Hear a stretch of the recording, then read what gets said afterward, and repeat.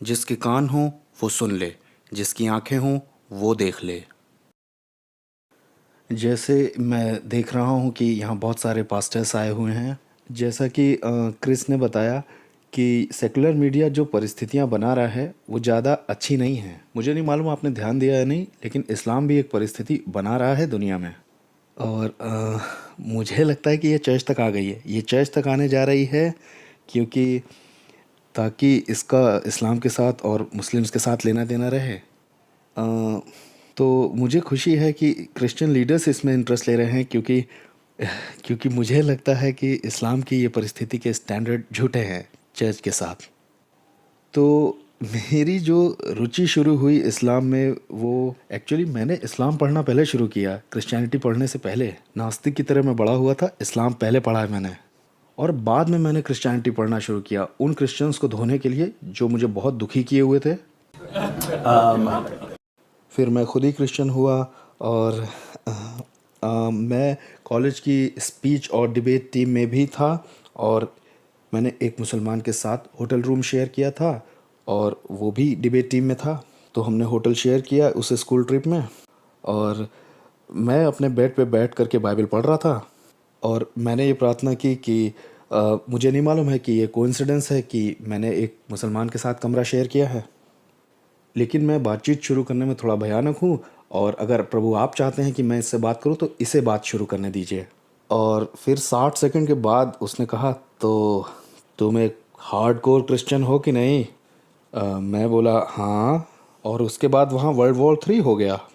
तो वो नबील कुरैशी था, वो मेरा मिनिस्ट्री पार्टनर है इस वक्त, और आखिर में ऐसा हुआ कि नबील खुद ही क्रिश्चियन बन गया। उस वक्त तो मैंने सोचा आहा, आखिर इस्लाम से छुट्टी मिली, क्योंकि मेरा जो इंटरेस्ट था वो नास्तिक लोगों की जो बहस होती है उसमें था, क्योंकि वही मेरा बैकग्राउंड था। तो मेरा बेस्ट फ्रेंड जिस इकलौते मुसलमान को मैं जानता था वो अब क्रिश्चियन बन गया था, तो अब मैं एथियज़म की तरफ मुड़ सकता था, सचमुच में नास्तिक बनने के लिए नहीं बल्कि उनसे निपटने के लिए। और तब एक मज़ेदार बात ये हुई, पूरे मुस्लिम जगत ने नबील के ऊपर जंग छेड़ दी। उसके ख़ानदान ने, उसके पूरी कौम ने, उसे जान की धमकी मिलने लगी, और जान की धमकी उसे पूरे महीने मिलती रही। वो बता भी किसी को नहीं रहा था कि मुसलमान नहीं हूँ, मतलब इस्लाम छोड़ दिया मैंने। तो जान लेने की धमकी, मतलब ये नहीं कि ईमेल किए गए, उसकी कार पे नोट लगाए जाते थे कि यू आर डेड, हम समझ गए तुम क्या बन गए। तो फिर ऐसा हुआ कि मुझे इस्लाम के साथ कंटिन्यू करना ही पड़ा, ख़ास तौर पे इसलिए क्योंकि लोग हमें पब्लिक डिबेट के लिए चैलेंज कर रहे थे। हे, अगर तुम्हें लगता है कि क्रिश्चियनिटी को डिफेंड करने के लिए तुम्हारे पास सही कारण, तुम यहाँ क्यों नहीं आते, इस स्कूल में आ जाओ या इस मस्जिद में आ जाओ। और नबील और मैंने अब तक, अगर मैं सही कहूँ तो हमने लगभग 35-40 से ज़्यादा पब्लिक डिबेट की हैं, जो कि बहुत ज़्यादा ही अच्छी रहीं। तो ये कारण था जिसकी वजह से मैं इस्लाम में और अब मुझे मालूम है कि मैं इससे बाहर निकल भी नहीं पाऊँगा, क्योंकि दुनिया में ये इशू तो रहेगा ही। तो अब इसे फेस कीजिए कि एक ऐसा मज़हब भी है जिसने मेरे बेस्ट फ्रेंड की भयानक हत्या के लिए बोला है। तो भाई ध्यान देने की ज़रूरत तो पड़ेगी कि ये मज़हब सिखाता क्या है। देखिए, सैकड़ों चीज़ें हैं जिन पर एक क्रिश्चियन को ध्यान देना चाहिए। इस्लाम के बुनियादी विश्वास क्या है, हदीस में क्या है, मोहम्मद के बारे में क्या है, और भी जो चीज़ें हैं। तो ज़्यादा समय तो हमारे पास है नहीं, इसलिए हम थोड़ी सी ही कुछ चीज़ों को देखेंगे जो मुझे लगता है कि पास्टर को तो ज़रूर पता होनी चाहिए, या जो क्रिश्चियन लीडर्स हैं उन्हें जानने की बहुत ज़रूरत है। सालों से जो मेरा अनुभव रहा है इस्लाम के साथ डील करने में, कुछ ऐसी चीज़ें हैं जो हम पश्चिम के लोगों को जाननी चाहिए, और ख़ास करके पश्चिम के क्रिश्चियंस को जाननी चाहिए। तो हम 5 पॉइंट्स को देखने जा रहे हैं कि इस्लाम जो गॉस्पेल में दिया है, और इसे हम बड़े कम शब्दों में देखेंगे कि आखिर क्यों ये एक रोचक विषय है क्रिश्चियंस के लिए। इस्लाम बाइबल के बारे में क्या कहता है? अगर क्रिश्चियन ये 2 नंबर का पॉइंट समझ जाएं और ये सीख जाएं कि इस्लाम बाइबल के बारे में क्या कहता है, तो मैं समझता हूँ कि ये बदल के रख देगा क्रिश्चियन मुस्लिम इंटरेक्शन को सारी दुनिया में। तो हम 3 तरह के जिहाद भी देखेंगे, और हम तकिया वाले सिद्धांत को भी देखेंगे। ये बहुत ज़रूरी है कि इसमें क्या होता है। और आखिर में हम ख़त्म करेंगे थोड़े से शब्दों में मोहम्मद के साथ। ज़्यादा समय नहीं लेंगे मोहम्मद के बारे में, बस एक छोटी सी हाईलाइट देखेंगे, क्योंकि लोग कुछ कहते हैं मोहम्मद के बारे में, क्रिटिक्स भी कुछ कहते हैं मोहम्मद के बारे में, मुस्लिम लोग भी कुछ कहते हैं मोहम्मद के बारे में। लेकिन अगर आपको नहीं मालूम है कि इतिहास के सोर्स सचमुच में क्या कहते हैं, तो मैं कम शब्दों में बताऊंगा कितनी सच्चाई और कितनी कल्पना है इसमें। तो इस्लाम और सुसमाचार मसीही लोगों के लिए केंद्र हैं। आपको ये आयतें तो पता ही हैं, सभी को मालूम है यहाँ पे। झूठे नबियों से सावधान रहना, वो भेड़ की खाल में अंदर से फाड़ने वाले भेड़िए होंगे। झूठे नबी उठ खड़े होंगे और बहुतों को भटका देंगे। अगर स्वर्ग से कोई स्वर्गदूत भी आकर के दूसरा कोई सुसमाचार सुनाता है जो तुमने हमसे नहीं पाया, तो श्रापित हो। तो बार बार बाइबल में ये दोहराया गया है कि देखो सुसमाचार ये है। वैसे कुछ झूठे भविष्यवक्ता, झूठे शिक्षक खड़े होंगे ताकि इस सुसमाचार में कुछ फेरबदल करें या किसी तरह से इसकी काट छाट करें। तो क्रिश्चियन होने के नाते आपको उम्मीद करनी चाहिए कि कुछ नए सुसमाचार, कुछ झूठे सुसमाचार आएंगे। और मुझे लगता है कि अभी तक सबसे इंटरेस्टिंग केस मुझे आज तक इस्लामी लगा। ये बहुत अमेजिंग है। जरा देखिएगा, इसे मैं दिखाता हूँ। इस्लाम के हिसाब से यीशु पैदा हुए थे एक कुंवारी से। कौन हमसे सहमत है कि यीशु कुंवारी से पैदा हुआ था? नास्तिक लोग नहीं हैं, दूसरे और लोग नहीं हैं। यीशु ने बहुत सारे चमत्कार किए और यहाँ तक कि इस्लाम के हिसाब से इतिहास में सबसे ज़्यादा चमत्कार करने वाला इंसान यीशु था। इस बात में कौन सहमत है हमसे? कोई नहीं, सिर्फ मुसलमान। और यीशु मसीहा भी था इस्लाम के हिसाब से। इन मसीही सिद्धांतों में इस्लाम हमसे सहमत है, चाहे और दूसरे लोग नहीं हों। तो आप इसे देख के कहेंगे वाह, हम लोग तो एक ही पन्ने पे हैं। और तब आप पलट के गहराई में जाते हैं और आपको पता चलता है अरे सिर्फ कुछ ही चीज़ें हैं जिसमें इस्लाम हमसे सहमत नहीं है। पहला, यीशु खुदा नहीं था। दूसरा, यीशु क्रूस पर मारा नहीं गया। तीसरा, वो मरे हुए में से जी नहीं उठा। और ये ज़रूरी क्यों है? क्योंकि अगर आप प्रेरितों के काम की किताब देखें तो मसीही सुसमाचार का केंद्र ही ये था कि यीशु प्रभु है और उसका क्रूस पे मारा जाना और फिर उसका जी उठना। ये बार बार प्रेरितों के काम में दिया हुआ है। तो जब भी वो प्रचार करते थे, चाहे वो कुछ भी प्रचार करें, लेकिन वो इन 3 बातों पर तो लौट के जरूर आते थे।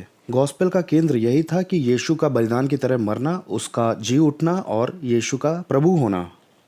अब मोहम्मद निकल के आता है 7th सेंचुरी में और कहता है तुम क्रिश्चियन लोग खुदा पे यकीन करते हो, एक खुदा पे, मैं भी करता हूँ। हम उन अन्य जातियों से सहमत नहीं हैं। तुम्हारा विश्वास है कि वो कुंवारी से जन्मा था, मैं भी मानता हूँ। तुम मानते हो कि उसने चमत्कार किया, मैं भी मानता हूँ। तुम मानते हो कि वो मसीहा था, मैं भी मानता हूँ। लेकिन बस ये 3 छोटी छोटी ऐसी चीज़ें हैं जिन पर हम सहमत नहीं हैं। यीशु क्रूस पर मरा ही नहीं, और ना वो जिंदा हुआ था, और ना उसने खुदाई का दावा किया था। अगर तुम बस ये 3 चीज़ें जाने दो तो हम लोग पूरी तरह से सहमत हो सकते हैं एक दूसरे से।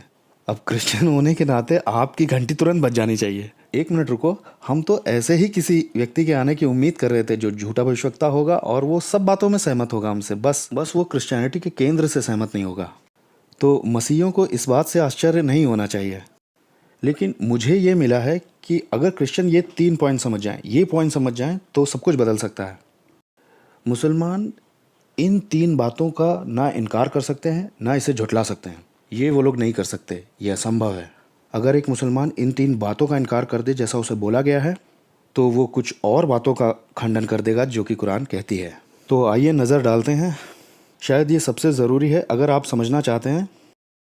अगर सामान्य तौर पर क्रिश्चियंस इन 3 बातों को समझ लें, कुछ आयतें, ये थोड़ा सा कीमती समय लगा दें इसमें, तो दुनिया बदल जाएगी। तो आइए देखिए, ये अल्लाह बात कर रहे हैं यीशु से। सूरा 3:55, अल्लाह ने कहा, ओ यीशु, मैं तुझे अपनी ओर उठा लूँगा और अपने कब्ज़े में ले लूँगा, और उन अविश्वासियों से जो ईश निंदा करते हैं तुझे पाक करूँगा। मैं तुम्हारे चेलों को उन लोगों से ऊपर ठहराऊँगा जिन्होंने अविश्वास किया, क़यामत के दिन तक। और तब मैं उन बातों का फैसला कर दूँगा जिन बातों पर तुम अभी लड़ते हो। ध्यान दीजिए, अल्लाह यीशु से कह रहे हैं, मैं तुम्हारे चेलों को उन लोगों से ऊपर कर दूँगा जो ईमान नहीं लाए, क़यामत के दिन तक। यीशु के सच्चे चेले कितने लंबे समय तक जयवंत रहेंगे? क़यामत के आखिरी दिन तक। ये बहुत ज़रूरी है क्योंकि मुसलमान मानते हैं कि अपोस्टल पॉल ने तुरंत ही क्रिश्चियनिटी करप्ट कर दी थी, जबकि अल्लाह कहता है क्रिश्चियन जो यीशु के सच्चे विश्वासी हैं वो अंत तक जयवंत रहेंगे। अब यहाँ बहुत ज़्यादा ध्यान दीजिए। सूरा 61:14, ए ईमान लाने वालों, अल्लाह के सहायक बनो जैसे कि मरियम के बेटे ईसा ने हवारियों यानी कि चेलों से कहा था, अल्लाह के कामों में कौन मेरा मददगार है? तो चेले बोले, हम हैं मददगार। तो यहाँ यीशु के चेले अपना विश्वास बता रहे हैं।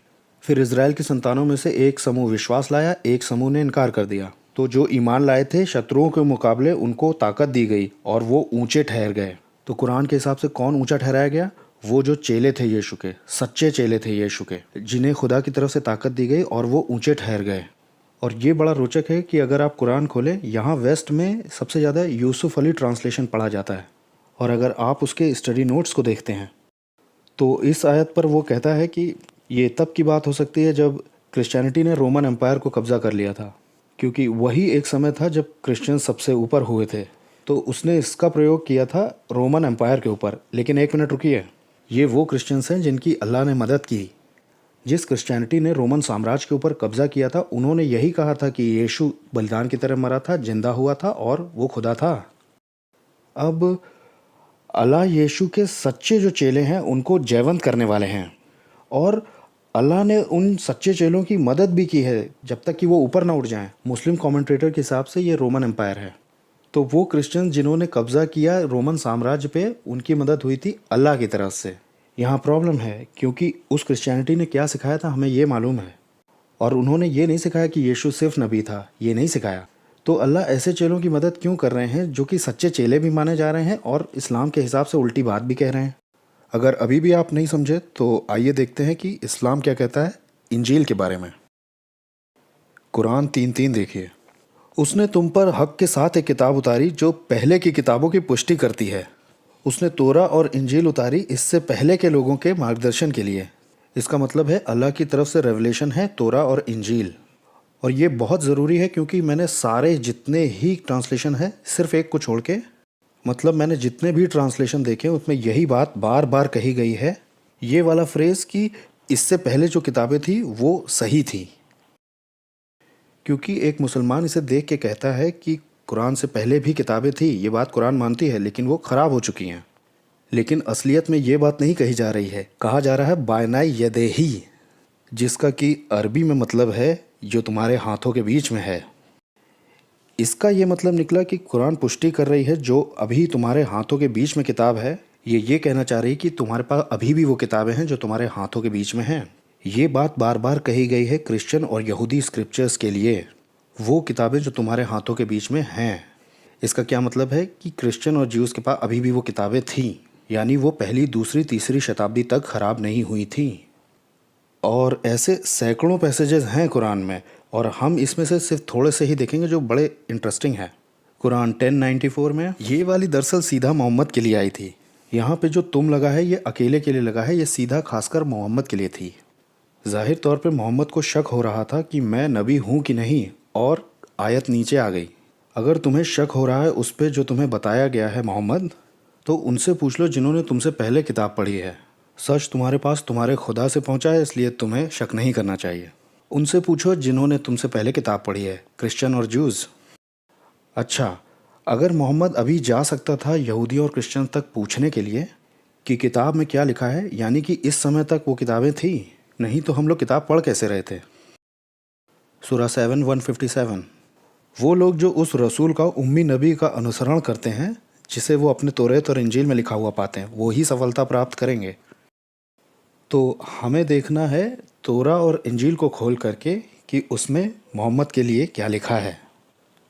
हमें नहीं लगता है कि हम ऐसा करेंगे, लेकिन इस दावे की जो पूर्व मान्यता है या पूर्व कल्पना है कि हम अपने स्क्रिप्चर्स खोलते हैं और वो खुदा की तरफ से भेजे गए हैं कि उसमें मोहम्मद के बारे में क्या लिखा है। सूरा 5:47 में सुसमाचार वाले जो लोग हैं ये बड़ा फ़नी है, ये हुक्म क्रिश्चियंस के लिए है, इंजील वाले यानी हम लोग। जो इंजील में लिखा है उसके हिसाब से हमारा फ़ैसला होना चाहिए, और अगर कोई उस हिसाब से फ़ैसला ना करे जो अल्लाह ने उतारा है, तो ऐसे लोग तो बड़े उल्लंघनकारी हैं। आप ये बात एक मुसलमान से कह सकते हो, देखो मुझे हुक्म मिला है कि मेरा फ़ैसला इंजील के हिसाब से होगा, और इसलिए इस्लाम झूठा है। इस्लाम पे यकीन करो। अरे मैं नहीं कर सकता क्योंकि मैं विद्रोह, अगर मैं इस्लाम को झूठा नहीं कहूँगा क्योंकि मुझे तुम्हारी कुरान से ही ये हुक्म मिला है, क्योंकि मेरा फ़ैसला इंजील के हिसाब से होगा और मैं वो करूँगा। कुरान के एक इस हुक्म को मैं ज़रूर मानूंगा, और ये कह रहा है कि कुरान के बाकी हिस्से को रिजेक्ट कर दो, तो सॉरी। सूरा 5:68। अब यहाँ रुकिए। अय किताब वालों, यानी कि क्रिश्चियंस और यहूदी, तुम किसी भी चीज़ पर नहीं हो जब तक कि तौरात और इंजील जो तुम्हारे रब की ओर से भेजी गई है उस पर कायम न रहो। अच्छा, मैं किसी भी चीज़ पर नहीं हूँ जब तक मैं तोरा और इंजील की नींव पर ना खड़ा हूँ, और मैं ऐसा कैसे करूँगा जब ये पहली सदी में ही ख़राब हो चुकी है। अल्लाह ने ऐसा कहा ही क्यों जब वो पहली सदी में ही करप्ट हो चुकी है। अल्लाह क्यों नहीं बोला उस किताब को मत पढ़ना, वो ख़राब हो चुकी है? यहाँ ये नहीं कह रहे हैं और ये कभी कहा भी नहीं गया। बार बार कई बार कुरान ने हमारे स्क्रिप्चर्स को पुष्टि की है। क्यों? आपको मालूम है मुस्लिम ये नहीं मानते। अगर वो कुरान की मान के चलते हैं तो ये सोचने की उन्हें इजाज़त ही नहीं है कि कोई अल्लाह का कलाम ख़राब कर सकता है। कुरान 6, 114, 115। अब क्या मैं अल्लाह के सिवा कोई और जज ढूंढूं? हालांकि वही है जिसने तुम्हारे ऊपर किताब उतारी थी। और जिन लोगों को किताब मिली थी वो जानते थे कि उनके रब ने उन्हें सच के साथ दी है, इसलिए तुम शक करने वालों में से मत होना। तुम्हारे खुदा की बात सच्चाई और इंसाफ के साथ पूरी हुई है और कोई नहीं है जो उसके कलाम को बदल सके, और वो ये सुन भी रहा है और जानता भी है। अल्लाह का कलाम कौन करप्ट कर सकता है? कोई नहीं। लेकिन एक मिनट रुकिए, गॉस्पेल और तोरा अल्लाह का कलाम है कुरान के हिसाब से। अब एक और, सूरा 18:27। तो अपने रब की किताब जो तुम्हारे लिए ही आई है पढ़ो, और कोई नहीं हो सकता जो उसके कलाम को बदलने वाला हो। ऐसा कोई भी नहीं है जो कलाम में काट छाट कर सके। तो इसमें पॉइंट क्या है? मैं आपको अपने अनुभव से बताता हूँ कि ज़्यादातर डिस्कशन किस ओर जाता है। पूरे इतिहास में ही ऐसा हुआ है कि मुस्लिम आके क्रिश्चियन से कहते हैं कि तुम्हारी किताबें बदल चुकी हैं। अभी मैंने तबीती की लिखी हुई एक किताब देखी, उसमें उसने कहा बाइबल वाले सेक्शन में कि मुझे आज तक एक भी डिबेट ऐसी नहीं हुई जिसमें ये वाला मसला ना उठाया गया हो, ये बाइबल करप्ट हो चुकी ये वाली बात ना आई हो। और ये ज़्यादातर क्रिश्चियन मुस्लिम वार्तालाप में उठाई है। अच्छा, ज़्यादातर क्रिश्चियंस के पास कोई जवाब ही नहीं होता इसका। मतलब दुनिया के ज़्यादातर हिस्सों में क्रिश्चियंस के पास कोई जवाब नहीं होता है। मतलब ऐसे लोग जो सड़क पे मिल गए, मान लीजिए आपस में बात हो रही है, तो नहीं होता है। और जिन क्रिश्चियंस के पास जवाब होता है उन्हें टेक्सुअल आलोचना से गुजरना पड़ता है। अरे हम जाएंगे, देखेंगे बाइबल में इतिहास में क्या कहा गया है। हम टेक्सुअल मैन्युस्क्रिप्ट्स भी देख सकते हैं और बाइबल की सत्यता को प्रमाणित भी कर सकते हैं हम लोग। जो औसत मसीही जवाब होता है उसमें कुछ बातें मिसिंग रहती हैं। जो औसत मसीही जवाब है उसमें ज़रूर होना चाहिए कि भाई हम नए नियम की सत्यता प्रमाणित कर सकते हैं। लेकिन एक पूरा सा जवाब तो दिया ही हुआ है। अगर मुस्लिम कहता है कि तुम्हारी बाइबल करप्ट हो गई है, तो जवाब ये होना चाहिए कि कुरान ऐसा क्यों कहती है कि अल्लाह का कलाम कोई ख़राब नहीं कर सकता है? ऐसा क्यों कहा गया है? तुमने अभी कहा कि कलाम ख़राब हुआ है और कुरान तुम्हारी कहती है कि ख़राब नहीं कर सकता कोई। दूसरा जो जवाब है कि ये ऐसा क्यों कहती है, ऐसा क्यों कहा गया है उसमें, और वो भी बार बार, कि किताबों के गॉस्पेल तक अभी भी जाया जा सकता है। और तीसरा ये कि क्यों हुक्म देती है कुरान कि मेरा फैसला इंजील के हिसाब से होना चाहिए। ये तो ख़राब हो चुकी ना तुम्हारे हिसाब से। और सबसे आखिर में, सबसे आखिरी में हमें ये दिखाना चाहिए कि मैं टेक्सुअल सपोर्ट भी दिखा सकता हूँ बाइबल का। मुझे लगता है कि ये बातें दुनिया में थोड़ा बदलाव ला सकती हैं। मुसलमान क्रिश्चियन मुस्लिम चर्चा में वो आक्रमण करते रहते हैं और क्रिश्चियन सिर्फ बचाते रहते हैं। मुस्लिम्स इन आलोचनाओं के साथ सिर्फ हमला किया करते हैं और क्रिश्चियन सिर्फ इन आलोचनाओं से बचने की कोशिश किया करते हैं। और ये बहुत ज़रूरी है क्योंकि मेरा एक दोस्त है शैम शमून, उसने कहा ये इस्लामिक डिलेमा है। और डिलेमा वो होती है कि इधर जाना है या इधर जाना है, मुझे नहीं मालूम, ये मेरी प्रॉब्लम है। ये इस्लाम की दुविधा है। जानते क्यों? कि अगर कुरान क्रिश्चियन स्क्रिप्चर्स को बार बार पुष्टि करती है, जो कि वो करती है, और क्रिश्चियन स्क्रिप्चर्स ये कहते हैं कि इस्लाम झूठा है, तो मुसलमानों को दिक्कत होती है। क्योंकि दो ही बातें हो सकती हैं, क्रिश्चियन स्क्रिप्चर या तो वर्ड ऑफ गॉड है या तो नहीं है। इन्हीं दो बातों में से हो सकता है। अगर Christian scriptures word of God है तो इस्लाम झूठा है क्योंकि ये बार बार कंट्राडिक्ट करता है। और अगर बाइबल खुदा का कलाम नहीं है तो भी इस्लाम झूठा है क्योंकि वो बार बार कहता है कि खुदा का कलाम है बाइबल। तो अगर बाइबल सही है तो इस्लाम झूठा है और बाइबल झूठी है तो भी इस्लाम झूठा है। दोनों ही स्थिति में इस्लाम झूठा ही है। तो मसीहत के बारे में आप कुछ भी सोचते हो लेकिन इस्लाम का आपको इनकार ही करना है। और मुझे लगता है ये बात अगर मुसलमानों के दिमाग तक पहुंच जाए तो उनका आक्रामक होना बंद होगा और वो बैठ के कुछ सोचेंगे कि एक मिनट रुको, हमारे यहाँ कुछ समस्या है भाई। और देखिए, हमने अभी तक सिर्फ थोड़े से ही देखे हैं, सिर्फ 2-3 में काम हो जाएगा, 2-3 ही काफ़ी हैं। मेरा विश्वास कीजिए, बातचीत बिल्कुल ही अलग दिशा में चली जाएगी। उसके बाद जिहाद के 3 स्टेजेस। जिहाद की तरफ मुड़ना क्यों ज़रूरी है? इंटरेस्टिंगली मोहम्मद ने कहा कि तुम पेगन्स बड़े ख़राब हो, मुझे क्रिश्चियन और ज्यूज़ पसंद हैं। मोहम्मद की कुछ बातचीत होती है आखिर में यहूदियों के साथ, वो उसको रिजेक्ट कर देते हैं और उसका मजाक उड़ाने लगते हैं। मोहम्मद, तुम्हें मालूम ही नहीं तुम क्या बोल रहे हो। जो बात तुम कह रहे हो वो पूरी तरह से कंट्राडिक्ट करती है। तुमने कुछ चीज़ें तो ले ली हैं लेकिन है पूरा गलत। फिर ये हो गया कि यहूदी और मूर्ति पूजक मुझे अच्छे नहीं लगते, मुझे क्रिश्चियंस अच्छे लगते हैं। फिर बाद में ये बात आ गई, पेगन्स हो चाहे ज्यूज़ हो चाहे क्रिश्चियंस हो, सब में कुछ ना कुछ दिक्कत आ गई। और इसका कारण ये है कि जब भी मुस्लिम्स की क्रिश्चियंस और ज्यूज़ के साथ बात हुई, उन्होंने उनकी गलतियों को बताया, और उसके तो रिकॉर्ड्स भी हैं। हमारे क्रिश्चियन रिसोर्सेज तो उस समय के कोई है नहीं, लेकिन मुस्लिम रिसोर्सेज हैं। तो ये बातें मुस्लिम रिसोर्सेज से ली गई हैं और ये कुरान में दी हैं। कुरान में एक मरियम का जिक्र है, एक मरियम है। मरियम आपको मालूम है ना, बाइबल में दो बहुत प्रसिद्ध मरियम हैं, एक मूसा और हारून की बहन है, और एक मरियम यीशु की माँ है। कुरान के हिसाब से ये दोनों एक ही हैं, और इस बात के असली रिकॉर्ड्स भी हैं हमारे पास। उन मुस्लिम सोर्सेज में क्रिश्चियंस ने मजाक उड़ाना शुरू किया मुस्लिम्स का। तुम्हें ये मालूम है कि इसमें 1400 सालों का अंतर है दोनों के बीच में? तुम लोग को सही में मालूम है ना ये? उसमें इसी तरीके से क्रिश्चियंस ने मुस्लिम से कहा है, तुम्हें मालूम है ना, क्योंकि तुम यीशु की माँ मरियम को मूसा और हारून की बहन बता दे रहे हो क्या रहा है यहाँ? तो ये बात हुई थी वहाँ पर, जब मोहम्मद को लगा कि क्रिश्चियन और ज्यूज़ उसके पैगाम को मान लेंगे, और उन्होंने उसके दावों का मजाक बनाना शुरू कर दिया, और नतीजा निकला जिहाद। ये क्रिश्चियंस के लिए बहुत ज़्यादा ज़रूरी है, क्योंकि हो क्या रहा है इन मुस्लिम कॉन्टेक्स्ट में, क्रिश्चियंस जो हैं वो अल्पसंख्यक हैं, और यहाँ वेस्ट में भी ऐसा है। यहाँ लोगों को ये नहीं समझ में आता है कि ये बेसिक आइडिया यहाँ पे है क्या, क्योंकि मुसलमानों के पास एक हटाने का तरीका भी होता है। कुरान की एक आयत दूसरी आयत से कॉन्फ्लिक्ट कर सकती है, वो बिल्कुल उल्टी ही बात कह सकती है। अगर ऐसी कोई असहमति आ रही है तो मुसलमान होने पर आप हिस्टोरिकली देखिए कि बाद में कौन सी आई, जो बाद में आई होगी वही तुम्हारे ऊपर अप्लाई होगी। और यहाँ ये हुआ, ध्यान दीजिए। तो ये उन हटाने वाली आयतों में से है, सूरा 16 101। जब हम किसी आयत की जगह दूसरी आयत बदल कर लाते हैं तो वो अल्लाह को ज़्यादा अच्छा पता है, और वो लोग कहते हैं कि तुम खुद ही बना रहे हो, उनमें से ज़्यादातर को समझ ही नहीं है। लोगों ने कहा तुम कंट्राडिक्ट कर रहे हो मोहम्मद, तुम आगे बढ़ के दूसरा रेवलेशन दे देते हो, तुम जालसाज हो। कुरान कहती है नहीं। सूरा 2 106, हम जिस आयत को मिटा या भुला देते हैं उससे बेहतर दूसरा लाते हैं। तुम्हें नहीं मालूम कि अल्लाह का जोर हर चीज़ पे चलता है? तो अल्लाह एक आयत दे सकते हैं और बाद में उसे कैंसिल भी कर सकते हैं दूसरी से, उससे बढ़िया वाली देखिए। अब ये जानना ज़रूरी इसलिए है क्योंकि कुरान की कुछ आयतें आपको बहुत अलग मिलती हैं एक दूसरे से। सूरा 2 256 में लिखा है there is no compulsion in religion. ये बड़ी शांतिपूर्ण लगती है, कंपल्शन नहीं, किसी से मनवा नहीं सकते आप। आई लव दैट, ये वाली बहुत बढ़िया है। कुरान ये भी कहती है जो अल्लाह पे यकीन नहीं करते उनसे जंग करना। एक मिनट रुको, जब मज़हब में ज़बरदस्ती है नहीं तो उनसे लड़ना क्यों है जो यकीन नहीं करते? अब वेस्टर्न कॉन्टेक्स्ट में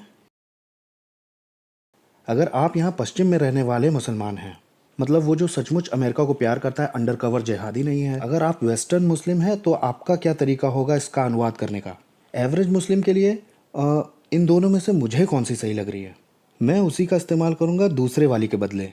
तो मुझे ये वाली ज़्यादा अच्छी लग रही है, there is no compulsion in religion, मैं इस वाले का इस्तेमाल करूँगा दूसरे वाले के बदले। और जो ईमान नहीं लाते उनसे लड़ना है, ये उन लोगों के लिए थी वो जो मुसलमानों पे हमला कर रहे थे। ये वो तरीका है जो वेस्ट में इस्तेमाल होता है। लेकिन क्लासिकल पुराना तरीका क्या है इंटरप्रिटेशन का? जो तरीका मोहम्मद का दिया हुआ था, जो 4 खलीफा थे उनका क्या तरीका था, उन चारों का जो मोहम्मद के साथी थे, जितने भी ग्रेट मुस्लिम स्कॉलर्स हुए हैं वो इसका समाधान बताते हैं। जो आयत बाद में आई होगी उसी से सब सेटल हो जाएगा। इस्लाम में इसके 3 चरण हैं। ये मोहम्मद की ज़िंदगी के हिसाब से हैं, ये मुस्लिम डॉक्ट्रिन के हिसाब से हैं, और सभी क्लासिकल मुस्लिम स्कॉलर्स के हिसाब से। स्टेज 1, जब मुसलमानों की संख्या कम होगी तब उन्हें शांति का पैगाम देना है। जब मोहम्मद मक्का में एक सताया हुआ नबी था तब उसने टॉलरेंस यानी सहन करना सिखाया। तुम्हारे लिए तुम्हारा मज़हब, मेरे लिए मेरा मज़हब। 109 कहता है, ऐ ईमान न लाने वालों, ये मुस्लिम लोग कह रहे हैं अनबिलीवर्स से, ओ अनबिलीवर्स, जिसकी बंदगी मैं नहीं करता उसकी तुम करते हो, जिसकी मैं करता हूँ उसकी तुम्हें नहीं करता। ना तो तुम मेरे वाले की बंदगी करोगे और ना मैं तुम्हारे वाले की बंदगी करूँगा। तुम्हारे लिए तुम्हारा धर्म है, मेरे लिए मेरा धर्म है। एक साथ रहो, तुम्हारे लिए तुम्हारा धर्म, मेरे लिए मेरा धर्म। ये तब की बात है जब मोहम्मद के पास सिर्फ 100 लोग थे, उन मूर्ति पूजकों की तुलना में जो मक्का में थे। थोड़े ही समय के बाद मोहम्मद के पास और थोड़े से लोग, जब और सहयोगी दल मिल गए आसपास के अरेबिया ट्राइब्स के, तब पैगाम एकदम से बदल गया। स्टेज 2, जैसे ही मुसलमानों की संख्या बढ़ी उन्हें इजाज़त मिल गई हिफाजत करने वाले जिहाद की। जब लोग तुम्हें सताएं या तुम पे हमला करें या उस क्षेत्र से निकाल दें, तब अगर आपके पास लोग हैं तो आप डिफेंसिव जिहाद कर सकते हैं। तब ये वाली आयत आई, सूरा 22, जंग की इजाज़त दी गई। तो यहाँ पहली बार है जब इजाज़त मिली है लड़ाई की। इससे पहले मुसलमानों को लड़ने की इजाज़त नहीं थी। इजाज़त दी गई है उन लोगों को, सब मुसलमानों को नहीं, उन लोगों को जिनके खिलाफ जंग की जा रही है। लोग तुमसे लड़ाई कर रहे हैं, अब तुम अपने आप को बचा सकते हो, इससे पहले नहीं बचा सकते थे, क्योंकि उन पर जुल्म किया जा रहा है और अल्लाह उन्हें बचाने की पूरी ताकत रखते हैं, जिनको सिर्फ इसलिए घरों से निकाला जा रहा है क्योंकि वो कहते हैं मेरा रब अल्लाह है। अब मुसलमान वेस्ट के जो हैं वो ये आयत दिखा के कहते हैं, देखा आपने, इस्लाम सिर्फ सेल्फ डिफेंस में फ़ाइट करने को कहता है। गलत, ये फाइनल रेवलेशन नहीं है। ये तब की बात है जब मुस्लिम्स इतने हैं कि लड़ाई की जा सके, लेकिन इस वक्त तक इनकी मेजॉरिटी नहीं बनी है। जब मोहम्मद ने मक्का जीत लिया, जब उसने मक्का जीत लिया, तब रेवलेशन फिर बदल गया, अपनी मौत के बस थोड़ा सा पहले। ये ज़रूरी इसलिए है क्योंकि सूरा 9 आखिरी के 2 सूरा हैं जो रिवील्ड हुए, और वो जो सूरा 110 है वो ज़्यादा कुछ कहता नहीं है, बस सिर्फ आयतें हैं कुछ। तो सूरा 9 आखिरी का सबसे बड़ा सूरा है जो कि नाजिल हुआ, और ये वो जगह है जहाँ आपको मिलती बहुत अलग शिक्षा। अब ये बात नहीं रह गई कि तुम्हें सेल्फ डिफेंस में लड़ना है, जो तुम पे पहले हमला करते हैं, जुल्म करते हैं। अब यहाँ आ गई है स्टेज 3। अब जब मुसलमान मेजॉरिटी में हो गए, उन्हें हुक्म मिला कि वो ऑफेंसिव जिहाद यानी कि आक्रामक हो सकते हैं। उनसे जंग करो जो ना अल्लाह पे यकीन करते हैं और ना आखिरी दिन पे, जो बातें उसके रसूल ने हराम ठहराई उसको भी नहीं मानते, जो काम इस्लाम मना करता है अगर वो आप करते हैं। अगर उन्होंने कहा है पोर्क नहीं खाना और आप खाते हैं पोर्क, तो उनको हुक्म मिला है आपसे जंग करने का। और जो सच्चे मज़हब को अगर आप सहमत नहीं हो या इनकार ही कर दिया इस्लाम से आपने, और आपने सच्चे मज़हब का इनकार कर दिया हो, तो जितने किताब वाले हैं उन सबको जिजिया देना होगा और अधीन रह के ज़िंदा रहना है। अब यहाँ पर अंतर है 2 लोगों में, पेगन्स यानी मूर्ति पूजक में। मुसलमानों का पेगन्स को जवाब है सूरा 9:5, जहाँ मिल जाए वहाँ मार देना, एक बार निकलने का टाइम देना, नहीं तो जहाँ मिले मार देना पवित्र महीने के बाद। और क्रिश्चियन और ज्यूज़ के साथ, क्योंकि कभी हमने पहले प्रकाशन पाया था, हमको तीसरा ऑप्शन दिया गया है, हमें जिजिया टैक्स देना होगा, कीमत देनी होगी ज़िंदा रहने के लिए। लेकिन अब हर एक मापदंड पर ज़रा ध्यान दीजिए। अविश्वासियों के साथ जंग हो रही है उसके विश्वास और उसके रीति रिवाज के आधार पर। अब ये बात नहीं रह गई कि मुसलमान कौम पर पहले हमला किया गया। उनसे लड़ो जो अल्लाह पर यकीन नहीं करते और आखिरत के दिन पर यकीन नहीं करते। अब ये ज़रूरी क्यों है? क्योंकि सूरा 9 कुरान का सबसे हिंसक सूरा है। ये आखिरी हुक्म है निकलने का।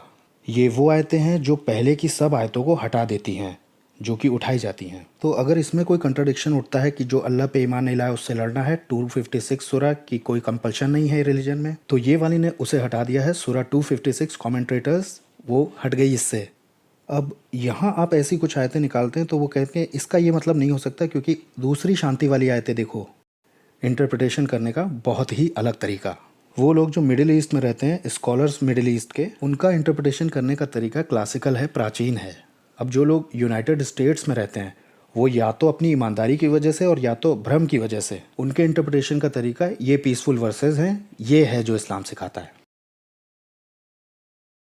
ख़ासकर कि मसीहियों के संदर्भ में क्रिश्चियंस के लिए इस्लाम सिखाता है, क्रिश्चियंस जो यीशु को खुदा कहते हैं वो अनबिलीवर्स हैं। ये बहुत ज़रूरी है, क्योंकि इससे पहले कुछ आयतें नाजिल हुई, वो क्रिश्चियंस के बारे में बहुत अच्छी बातें कहते हैं और मुसलमान उसे तुरंत दिखाते हैं, कहते हैं अरे ये लिखा है कि क्रिश्चियन, ज्यूज़, मुस्लिम तीनों ही बढ़िया हैं। सूरा 2 में क्रिश्चियंस, ज्यूज़ और मुस्लिम ये तीनों ही बढ़िया हैं, लेकिन बाद में कुरान ये नहीं कहती है। सूरा 5 क्रिश्चियंस जो कहते हैं कि यीशु खुदा है वो अब अविश्वासी हैं। साफ तौर पे ये कहा गया है अविश्वासी हैं वो लोग जो यीशु को खुदा कहते हैं। तो वो लोग जो किताब वालों में से हैं और वो कहते हैं यीशु खुदा है, वो अब अविश्वासी हैं। सूरा 98:6 ये और एक कदम आगे बढ़ता है। क्रिश्चियंस जो ईमान नहीं लाते हैं वो सबसे ख़राब प्राणी हैं। कुरान के हिसाब से मुसलमान सबसे अच्छे आदमी हैं, और क्रिश्चियन जो कहते हैं यीशु खुदा है, मैं मानता हूँ कि यहाँ सारे ही लोग, आप सबसे ख़राब प्राणी हैं। अरे तो फिर उस दूसरे सूरे का क्या हुआ जो कहता है हम ठीक हैं? आई एम सॉरी, तुम सबसे ख़राब प्राणी हो। मुसलमानों को ईसाइयों से दोस्ती नहीं करनी है। सूरा 551 दोस्ती मत करना क्रिश्चियंस और ज्यूज़ से, ये लोग आपस में दोस्त हैं। अगर तुमने उनसे दोस्ती करी तो तुम उन्हीं में से हो। तुम ज्यू और क्रिश्चियन बन गए अगर तुमने उनसे दोस्ती कर ली। और ये वाली आयत तो हमने पढ़ी ली कि उनसे जंग करनी है क्योंकि उन्होंने ईमान नहीं लाया, उन्हें। रोचक बात यह है कि 929 सूरा में दिया है जंग करनी है उनसे जो ईमान नहीं लाए, और अगली ही आयत 9:30 ये जस्टिफाई करती है कि क्यों लड़ना है हमसे। उसमें लिखा है क्रिश्चियन कहते हैं कि यीशु अल्लाह का बेटा है और ये दूसरे अनबिलीवर्स की तरह ही हैं। हम पेगन्स की तरह हो गए क्योंकि हमने यीशु को खुदा कहा, और ये जस्टिफिकेशन है हमसे लड़ने का। और उस आयत के आखिर में लिखा है कि अल्लाह करे कि हम नष्ट हो जाएं, क्रिश्चियन और जूस। तो ये सवाल उठता है कि हम वेस्ट के मुस्लिम से ये बातें क्यों नहीं सुनते। इसके कई कारण, कई वजह हो सकती है। तकिया भी एक कारण है, हम अभी देखेंगे। इसका ये मतलब होता है कि मुस्लिम कुछ परिस्थितियों में डिसीव कर सकते हैं वेस्टर्नर्स को। इस्लाम की आलोचना करने में इसका बड़ा इस्तेमाल होता है। मैं बताऊं, मेरा मतलब है, लोग ये भी सोचते हैं कि मुसलमान जब भी बोलता है झूठी बोलता है। ये बात सच नहीं है। ज़्यादातर मुसलमान अधिकतर जब आपको बताते हैं कि उनका क्या विश्वास है और इस्लाम शांति का धर्म है, तो वो सच ही कह रहे होते हैं। वो सचमुच में यही मानते हैं। और कई कारण हो सकते हैं इसके भी। हो सकता है उन्हें कुछ पता ही ना हो, ऐसा मैं मानता हूँ स्टैंडर्ड तौर पे। क्रिश्चियंस भी, औसत मसीही कुछ नहीं जानता है क्रिश्चियनिटी के बारे में। ऐसे ही एवरेज मुसलमान को नहीं मालूम होता है इस्लाम के बारे में। तो ये संभावना है कि उसे ज़्यादा पता ही ना हो इस बारे में, या फिर वो वेस्टर्न मेथड के हिसाब से इंटरप्रेट करता हो। जो उसको बेस्ट लगता है उससे वो दूसरी वाली को री इंटरप्रेट कर देता है, बजाय उस तरीके के वो जो मोहम्मद का रूढ़िवादी तरीका हुआ कर। अब इसकी एक संभावना और हो सकती है, किसी को बिल्कुल ठीक ठीक मालूम है कि इस्लाम क्या सिखाता है। हो सकता है कि विश्वास करता हो कि आपको जीते जाने की और जंग करने की आपसे ज़रूरत है, जैसा कि कुरान हुक्म देता है, और इसके बावजूद वो आपको बताता है कि इस्लाम शांति का धर्म है। क्यों? इसके लिए कुरान में वहाँ जाने की ज़रूरत पड़ेगी जहाँ से तकिया शब्द निकला है। सूरह 3:28। ईमान वालों को चाहिए कि जिन्होंने इनकार किया है उनके साथ दोस्ती ना करें। जो ऐसा करता है उसका अल्लाह से कोई संबंध नहीं। तो तुम अनबिलीवर से दोस्ती मत करना, उसके लिए मुसलमान लोग हैं। जो ऐसा करेगा उसका अल्लाह से कोई संबंध नहीं है अगर तुमने उनसे दोस्ती की, जब तक कि बात ऐसी ना हो कि तुम उनसे बच रहे हो क्योंकि तुम अपनी सुरक्षा चाह रहे हो। अल्लाह तुम्हें अपने से ही डराता है, सफ़र तुम्हारा अल्लाह ही है। अविश्वासियों के साथ दोस्ती मत करना जब तक कि अपने सुरक्षा की बात ना हो, महफूज होने की बात ना हो। यहीं से शब्द मिलता है तकिया। और मैं आपको अब तक की सबसे ग्रेटेस्ट मुस्लिम कमेंट्री दिखाता हूँ इस पर। जितने भी मुसलमान हैं उनके हिसाब से सबसे बढ़िया ये वाली है। सबसे ग्रेटेस्ट कमेंट्रेटर कुरान के बारे में इब्न कथीर। सबसे ग्रेटेस्ट कमेंट्री है तफसीर ऑफ इब्न कथीर। उसने इस आयत के बारे में कुछ ऐसा कहा है। अल्लाह ने उनसे आगे ऐसा कहा, जब तक कि तुम्हें खतरा ना हो उनसे। यहूदी और क्रिश्चियन से दोस्ती मत करना जब तक कि तुम्हें उनसे खतरा ना हो जान का। कॉन्टेक्स्ट के हिसाब से आप अल्पसंख्यक हैं और क्रिश्चियन और ज्यूज की मेजॉरिटी है। मतलब उन ईमान वालों को छूट दी गई है जिन्हें डर लग रहा है या वो ऐसे एरिया में रहते हैं जहाँ जान का खतरा है। इस परिस्थिति में ये जो ईमान वाले हैं उन इनकार वालों से दोस्ती दिखा सकते हैं, सिर्फ बाहर से, अंदर से नहीं। इस संदर्भ में अल बुखारी ने भी कुछ रिकॉर्ड किया है। अल बुखारी ग्रेटेस्ट कलेक्टर है मोहम्मद के ट्रेडिशंस का। अल बुखारी ने रिकॉर्ड किया, अबू अद-दर्दा ने कहा, हम कुछ लोगों को चेहरे से मुस्कुराहट दिखाते हैं जबकि हमारा दिल उन्हें कर्ज करता है। चेहरे पर मुस्कुराहट और दिल से लानत।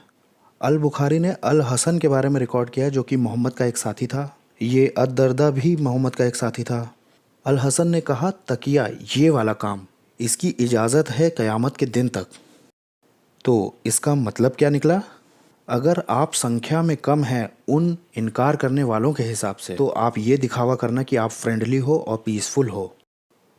तुम उनकी तरफ दोस्ती मत करना जब तक कि उनसे खुद को बचाने की बात ना हो। और ये करना कैसे है? धोखा देके, चेहरे पर मुस्कुराकर, दिल से लानत देके। मैं फिर से कह दूं, कोई रॉन्ग इंप्रेशन मत बनाइएगा। मुझे नहीं लगता सारे मुसलमान यहाँ ये वेस्ट में करते हैं ऐसा। वो सही में मानते कि इस्लाम शांति का मजहब है। मेरा पॉइंट ये है कि हमें नहीं पता, हम नहीं जानते। क्योंकि अगर आप शांति चाहने वाले मुसलमान हैं तो आप यही कहेंगे कि इस्लाम शांति का मजहब है, और अगर आप नहीं हैं तो भी आपको यही कहना है कि इस्लाम शांति का मजहब है। तो दोनों तरह से हमें नहीं पता कि आप क्या विश्वास करते हैं। एक बार आपको हुक्म दे दिया गया है धोखा देने का अनबिलीवर्स को, तो मुझे नहीं मालूम कि वो आप पे भरोसा करते हैं कि नहीं। तो ये बहुत ज़रूरी है यहाँ वेस्टर्न कॉन्टेक्स्ट में, जहाँ कि हमको बार बार बताया जाता है कि इस्लाम शांति का मजहब है, तो उन्हें ये करने की इजाज़त है चाहे वो दूसरा कुछ मानते हों। और अब आखिर में हम इसमें भी जाएंगे, इसे भी टच करेंगे थोड़ा, क्योंकि आप मोहम्मद के बारे में सुनते हैं। तो मोहम्मद के बारे में कुछ फैक्ट्स हैं, कुछ आपने सुने होंगे और ये सच हैं। क्या ये सच हैं? इसके साथ मेरी इज्जत जुड़ी है, इस पे डिबेट की है। मैं यहाँ जो भी कह रहा हूँ इसमें कोई सवाल नहीं कि ये फैक्ट हैं। पहला, मोहम्मद का अपने प्रकाशनों के बारे में पहला इंप्रेशन था कि वो डिमोनिक हैं। मोहम्मद को रेवलेशंस मिलना शुरू हुए, वो गुफा से भाग गया। वो डिप्रेस था, सुसाइडल था, जान लेने की कोशिश की थी, नहीं चाहता था कि लोगों को लगे कि वो डीमन पजेस्ड है। और उसकी पत्नी ने उसे देखा इस तरह से, सुसाइडल और डिप्रेस्ड।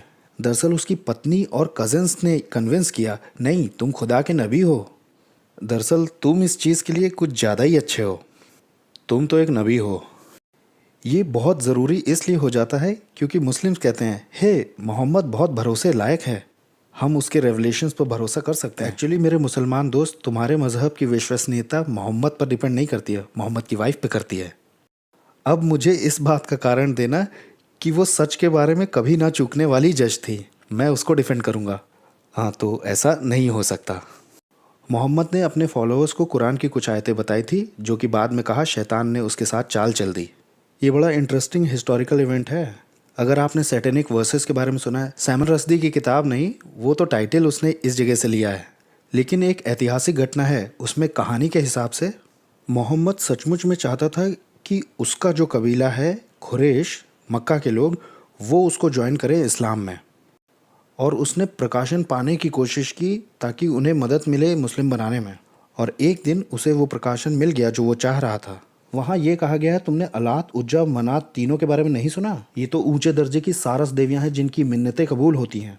तो यहाँ का आइडिया यह है कि अलात, उज्जा और मनात 3 देवियाँ हैं, और इनको सारस इसलिए कहा जाता है क्योंकि ये अल्लाह के साथ इंटरसीड कर सकती हैं, ये आपकी दुआओं को लेंगी, अल्लाह तक पहुँचाएंगी। तो ये 3 थी मुख्य तौर पर मोहम्मद के कबीले की देवियाँ। तो कुरान ने उनको पक्का किया था, तुम्हारी ये 3 देवियाँ ठीक हैं। सैकड़ों लोग कन्वर्ट हुए और मोहम्मद और उसके चेलों के साथ इस रेवलेशन के आदर में झुके सिजदे में। और थोड़े से ही समय के बाद मोहम्मद वापस आता है और कहता है, ये आयतें जो मैंने तुम्हें दी थी और कहा था तुम्हारी तीनों देवियाँ चल जाएंगी, वो शैतान ने मुझसे करवा दी हैं। शैतान ने मुझसे चाल चल दी। और फिर आपको पता ही है कि पॉलिथिस्ट लोग बड़े पगलाए और उन्होंने कहा, तुमने भी तो हमारे साथ चाल ही चली है। अब ये वाली बात इंपॉर्टेंट इसलिए है क्योंकि मुस्लिम सोर्सेज के हिसाब से, मेरे हिसाब से नहीं, मोहम्मद अंतर नहीं बता पा रहा था कि रेवलेशन डेविल का है या रेवलेशन खुदा का है। अब ये बात इसलिए मैटर करती है क्योंकि उसने कहा दूसरे प्रकाशनों पे मेरे यकीन करो। और आखिर में इसलिए क्योंकि मोहम्मद को खुद लगने लगा कि वो काले जादू की चपेट। ये बड़ी रोचक कहानी है। यहाँ मोहम्मद ने बड़ी अजीब हरकतें शुरू कर दी थी, उसको उल्टे विचार आ रहे थे, फॉल्स बिलीव आ रहा था। ये लगभग 6 महीने से 2 साल तक रहा। टाइम निर्भर करता है सोर्स कौन सा पढ़ रहे हैं आप। मोहम्मद भ्रमिक विचारों के साथ चारों तरफ घूम रहा था, उल्टी सीधी बातें बकते हुए। और जब वो फाइनली इससे बाहर निकला, उसने कहा, यहूदी जादूगरों ने किया ये मेरे साथ, ये ज्यूज़ ने किया था, उन्होंने मुझे धर लिया। लेकिन ये ज़रूरी है। क्यों? क्योंकि कुरान के हिसाब से भी काला जादू डिमोनिक है। जादू डिमोनिक होता है तो ये डिमोनिक एक्टिविटी असर डाल सकती है व्यवहार पर और विश्वास पर, इतिहास के सबसे बड़े नबी के ऊपर। ये इसलिए ज़रूरी और मैं बता रहा हूँ क्योंकि हाई प्रीस्ट ने एक बार मेरे ऊपर एक स्पेल करने की कोशिश की थी और मैं उसके चेलों से कुछ बात करने की कोशिश कर रहा था और उसने मेरे ऊपर मंत्र फुकवाया, कुछ धागे वागे किसी से निकलवाए थे मेरे कपड़ों के। जानते हैं हुआ क्या? वो मर गया। परमेश्वर ने उसे मारा कि क्या हुआ मुझे नहीं पता, लेकिन उसका जादू नहीं चला। वो जो मेरे अंदर है, वो जो इस संसार में उससे बड़ा है। जरा सोच के देखिए, हाई प्रीस्ट वेगा का मेरे ऊपर मंत्र पड़ रहा है और वो काम नहीं कर रहा। यहाँ यहूदियों ने हेयर ब्रश में से एक बाल लेकर के स्पेल पढ़ा और वो 1 साल दुर्दशा में रहा। ये तो बड़ा अनकन्विंसिंग है कि ये आदमी जो कह रहा है मैं उसे मानूं। ये कुछ आत्मिक दिक्कतें हैं, थोड़ी सी और हैं। अगर आपने सुना है कि मोहम्मद ने 9 साल की लड़की आयशा के साथ सेक्स किया, तो ये बात बिल्कुल सच है। सच तो ये है कि दूसरी बातों की तुलना में ये बात सबसे ज़्यादा पक्की है। ये बार बार दिया है क्योंकि बहुत सारे मुस्लिम ट्रेडिशंस आयशा के खुद के तरफ से आए हैं। आयशा जो मोहम्मद की वाइफ थी, क्योंकि वो हमेशा इस बारे में बात करती कि वो कैसे उसकी बीवी बनी। मैं 9 की थी, झूले पे खेल रही थी, वो लोग आए और मैं गुड़िया लिए थी। तो ये बात कई बार दी है मुस्लिम सोर्सेज में। इसे ऐसे समझिए कि अगर कोई मुसलमान इसका इनकार करता है, जैसा कि यहाँ कुछ लोग करते हैं, तो उन्हें सब कुछ हटाना पड़ेगा, तुम्हें मोहम्मद के बारे में कुछ नहीं मालूम है, क्योंकि ये मुस्लिम सोर्सेज में बार दिया है। अगर आपने ये सुना है कि मोहम्मद की उससे ज़्यादा पत्नियां थी जितने कि उसके खुद के रेवलेशंस अलाउ करते थे, तो ये बात बिल्कुल सच है। सूरा 4:3 कहता है तुम्हारी 1 या 2 या 3 या 4 बीवियां हो सकती हैं, बस इतनी ही, तुम्हारी 4 से ज़्यादा नहीं हो सकती। मोहम्मद की 9 थीं। अगर आप चकित हैं क्यों, तो इस पे खास प्रकाशन मिला था 3350, जिसमें सिर्फ अकेले उसी को ये इजाज़त थी कि वो और सेक्सुअल पार्टनर्स कर सकता है। तुम जिससे मोहम्मद चाहो शादी कर सकते हो। बड़ा रोचक लगता है जब मजहब की नींव डालने वाले को अत्यधिक नैतिक लाभ मिलता है। एक और स्पेशल मॉरल प्रिविलेज मिला हुआ था। मोहम्मद ने अपने ही गोद लिए हुए बेटे की तलाकशुदा पत्नी से शादी की थी। अगर आपने ये सुना है तो ये बिल्कुल सही है। रोचक बात है कि इसको जस्टिफाई करने के लिए भी रेवलेशन आया था, क्योंकि पहले उसने कहा था ऐसा नहीं कर सकते तुम। तो ये जैद और ज़ैनब है। मोहम्मद का एक गोद लिया लड़का था जैद नाम का, उसे जैद बिन मोहम्मद कहते थे, यानी कि जैद मोहम्मद का बेटा। और उसकी ज़ैनब नाम की पत्नी थी जो कि अरेबिया में सबसे सुंदर थी। और एक दिन मोहम्मद अपने गोद लिए हुए लड़के से मिलने गया, और जैसे वो अंदर गया और उसने ज़ैनब को आधा नंगा देख लिया और उसने खुदा की तारीफ़ करना शुरू कर दिया, प्रेज़ अल्लाह, और बाहर निकल गया। उसे महसूस हो गया, उसे लग गया कि मोहम्मद उस पर मोहित हो गया है, और उसके गोद लिए हुए लड़के को भी लग गया कि ये मोहित हो गया है। तो उसने कहा मोहम्मद मैं उसे तलाक देने जा रहा हूँ, मैं तलाक दे दूंगा ताकि तुम रख सको। तो वो अपनी बीवी को तलाक दे देता है। मोहम्मद उससे शादी करता है, तुरंत नहीं, उससे पहले आयत उतरना ज़रूरी है, क्योंकि लोग कहेंगे 1 मिनट रुको, तुम ऐसा नहीं कर सकते, तुम ऐसी शादियां नहीं कर सकते, तुम अपने बेटे की बीवी से शादी नहीं कर सकते। और ये तब है जब मोहम्मद को रेवलेशन मिलना शुरू हो गए। सूरा 33 में दिया है। उनमें से एक कहती है अब गोद नहीं लेना, अब से गोद नहीं लेना है। आज तक भी मुसलमान गोद नहीं लेते हैं। अगर वो अपने मज़हब की सुनते हैं तो अडॉप्शन नहीं होता, कैंसिल हो गया ये, ताकि मोहम्मद उस औरत से शादी कर सके। और कुरान 33-37 में जस्टिफाई करती है इसे। उसमें ये लिखा है कि जब से लोग ये जानना चाहते हैं कि हम अपने तलाकशुदा बेटों की पत्नियों से शादी कर सकते हैं कि नहीं, मोहम्मद मैं चाहता हूँ कि तुम ये करो। ये दरअसल अल्लाह चाहते थे कि उस खूबसूरत औरत की शादी मोहम्मद से हो, जिसकी वजह से उसका तलाक हुआ है, ताकि लोगों को ये दिखाया जाए। अगर तुम्हें इस तरह की कोई नैतिक दुविधा हो रही है कि मैं शादी करूं इससे कि ना करूं, तो आपके पास मोहम्मद एक एग्जाम्पल है। कौन ऐसा जूझ रहा है, कौन ऐसा करता है? कोई है यहाँ पे जो कि गोद लिए हुए लड़के की तलाकशुदा वाइफ से शादी करना चाहता है? खासकर ये वाला ज़्यादा रोचक लगता है, क्योंकि सूरा 33 में गोद लेना ख़त्म कर दिया गया। अब यहाँ अल्लाह कह रहे हैं कि मोहम्मद मैं सचमुच चाहता हूँ कि मुसलमानों को ये बात पता चले कि अपने गोद लिए हुए लड़कों की तलाकशुदा पत्नियों से शादी करना जायज़ है। और आगे की आयत कहती है अडॉप्शन नहीं अब से, तो इसका मतलब क्या बना? अब उस बात का तो कोई पॉइंट ही नहीं रह गया, क्योंकि अब गोद लिए हुए लड़कों की पत्नियों से शादी थोड़ी हो रही है, क्योंकि गोद लेना ही नहीं रहा। तो ये वाली आयत उतरी ही क्यों? बड़ा अजीब सा है ये। तो ये कुछ फैक्ट्स थे मोहम्मद के बारे में जो हो सकता है सुने हो आपने। अब आखिर में कुछ मिथ भी हैं मोहम्मद के बारे में। ये काल्पनिक हैं, फिक्शन है, ये मिलती और भी हैं, लेकिन ये वाली जो हैं ये कई बार सामने लाई जाती हैं। मोहम्मद ने चमत्कार किए। कुरान के हिसाब से मोहम्मद ने चमत्कार नहीं किए, इकलौता चमत्कार कुरान खुद था, वही मोहम्मद का चमत्कार था कुरान के हिसाब से। बार बार कई बार दिया है मोहम्मद ने चमत्कार नहीं किए। हदीसों में जो कि कुरान से बाहर हैं और उसमें मोहम्मद के बारे में टीचिंग्स हैं, वो कहती हैं कि मोहम्मद ने हर तरह का चमत्कार किए। इसका कारण यह है कि मोहम्मद के 200 साल बाद हदीसें लिखी गईं। जब मुसलमान मसीही लोगों तक पहुँचे थे, ये बात तो हमें हिस्टोरिकली मालूम है। इस्लाम के 150 सालों तक क्रिश्चियन मुस्लिम की जो बातचीत थी वो कुछ इस तरह से थी, हे क्रिश्चियंस तुम्हें अल्लाह और उसके रसूल पे ईमान लाना चाहिए। वेल हम यीशु के विश्वासी हैं, वो मुर्दों से ज़िंदा हुआ, और मोहम्मद ने क्या किया? ये बढ़िया किताब उसकी है, बहुत प्यारी कविताएं हैं, तुम्हें यकीन करना चाहिए इस पे। क्या ये क्या बात कर रहे हो? वहाँ रिजरेक्शन हुआ था, मूसा ने लाल समुंदर 2 भाग किया था, और तुम ये किताबिया की बात कर रहे हो? और फिर अचानक ही मुसलमानों ने लाना शुरू कर दिया ये चमत्कार वाली कहानियाँ। मोहम्मद ने चांद के 2 टुकड़े कर दिए, पुनरुत्थान से लाल समुंदर से बड़ा वाला है हमारा। मोहम्मद ने चांद के 2 टुकड़े कर दिए, ऐसी बहुत सी कहानियाँ आने लग गई। उसके हाथ से पानी निकलने लगा जब लोगों को प्यास लगी। तो आपको कई मुसलमान मिलेंगे ऐसे यकीन करने वाले कि मोहम्मद ने बहुत से चमत्कार किए थे, जबकि कुरान बार बार कहती कि उसने कोई चमत्कार नहीं किया था। और कारण ये है कि मुसलमानों को ज़रूरत ऐसी कुछ बातें क्रिश्चियन और जूस को बताएं। तो ये एक मिथ है। मोहम्मद ने सहन करना सिखाया। आपने आयतें तो देख ही ली। सहनशीलता तब तक दिखानी जब तक उसके लिए आसानी ना हो जाए। एक बार जब मेजॉरिटी आ गई मुस्लिम्स की, तब फिर टॉलरेंस करने की कोई ज़रूरत नहीं है। इनफैक्ट सूरा 47:35 कहता है, अगर मुसलमान उच्च स्तर तक आ गए हैं किसी जगह पर, अगर कोई ऐसा क्षेत्र है जहाँ वो मेजॉरिटी में आ गए हैं, तो वहाँ शांति नहीं होनी चाहिए, वहाँ कोई मेल मिलाप नहीं होना चाहिए। और फिर ये कि मोहम्मद ने महिलाओं के अधिकारों की बात की, ये तो मैं बार बार सुनता हूँ। मैंने देखा है मीडिया तक में लोग कह देते हैं मोहम्मद तो दरअसल एक फेमिनिस्ट था।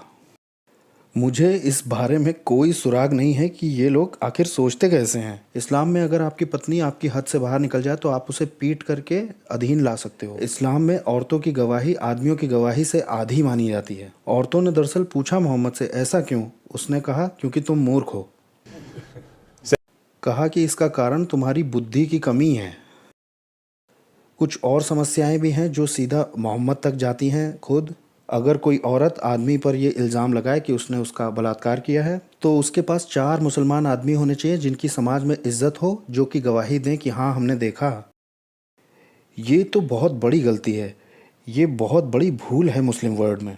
कारण ये कि औरत के साथ बलात्कार हुआ और वो इल्ज़ाम भी नहीं लगा सकती उस आदमी पर जब तक कि 4 आदमी खड़े होकर देख न रहे हों जो कि गवाही देना चाहें। मतलब कि अगर नहीं है आपके पास ऐसे 4 आदमी जो गवाही देना चाहते हों, तो आप नहीं कर सकते, वो आदमी दोषी नहीं ठहराया जा सकता। तो इसमें समस्या क्या है? कुछ औरतें प्रेग्नेंट हो गई, तो अब तो उन्हें पता ही है कि उनके साथ अश्लील काम हुआ है। आदमी पे वो दोष लगा नहीं सकते, लेकिन वो औरत पे लगा सकते हैं।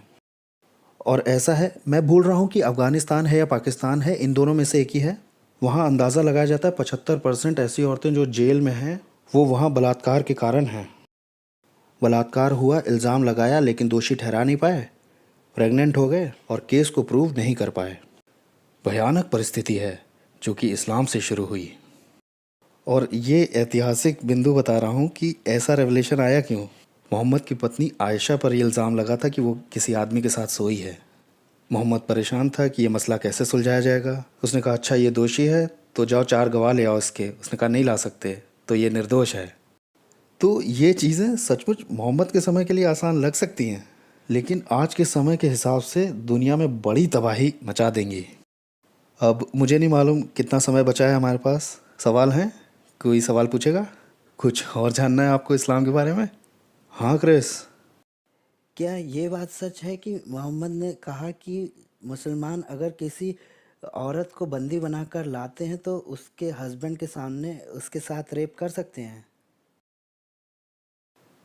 आ, ये कहने में थोड़ा हद पार कर देता है कि क्या हस्बैंड के सामने रेप करना अच्छा रहेगा। आ, ये जायज़ है, पूरी तरह से जायज़ है। 424 सूरा कुरान का जो कहता है शादीशुदा औरतें तुम्हारे लिए मना की गई हैं कि उनके साथ संभोग हो। शादीशुदा औरतें मना हैं जब तक कि आपने उन्हें बंदी ना बनाया हो या दाहिने हाथ से जीता ना हो। ये आयत अपने आप में रोचक है क्योंकि आप मैरिड वुमेन से तब तक सेक्स नहीं कर सकते जब तक कि आपने उन्हें जीता ना हो। अब इसमें रोचक क्या है कि हमारे पास हदीस मौजूद है जो कि ये बताती है उस समय की ऐतिहासिक परिस्थिति क्या थी, क्या दृश्य था। वो मुसलमानों ने एक शहर जीता था, एक शहर पे काबू किया था। बहुत बार वो आदमियों को मार के औरतों और बच्चों को बंदी बना लेते थे। इस बार क्या हुआ, उन्होंने आदमी भी ले लिए, आदमियों को भी बंदी बना लिया। और कुछ खास समय के लिए, कुछ खास समय के दौरान मुसलमानों ने बंदियों के साथ सेक्स नहीं किया, जबकि कुरान इजाज़त देती है बंदियों के साथ। उन्होंने संभोग इसलिए नहीं किया क्योंकि पति जिंदा थे, वो अभी भी शादीशुदा थीं। तो अंत में ये मोहम्मद के पास गए, उन्होंने पूछा कि हम इनके साथ सेक्स नहीं करना चाहते हैं क्योंकि इनके पति जिंदा हैं। Good, great idea. ये ये ये तो बहुत बढ़िया बात है, मुझे अच्छा लगा। रुके रहो, वो शादीशुदा हैं, कंट्रोल करो। फिर सूरा 4:24 उतर आया और ये है वो ऐतिहासिक घटना जब उन्होंने सवाल पूछा, तब आयत उतरी, शादीशुदा मना है जब तक कि तुमने उन्हें जीता ना हो। तो ऐसे उन मुसलमानों को इजाज़त मिली कि तुम फीमेल कैप्टिव्स के साथ रेप कर सकते हो जबकि हस्बैंड वहीं खड़े हैं। Interesting stuff. हाँ आप बोलिए। इन्हीं बातों के साथ ये भी बात उठाई जाती है कि समलैंगिक नहीं होने चाहिए इस्लाम में, सही? या इसका कोई बेसिस है कि ऐसा चलता है, चलने दो? नहीं, इस्लाम में होमोसेक्सुअल को मरना होगा। वैसे कुछ ऐसे समलैंगिक हैं जो अपने आप को मुसलमान कहते हैं। एक न्यूयॉर्क यूनिवर्सिटी में भी है इरशाद मोंजी, जो कि लेस्बियन है।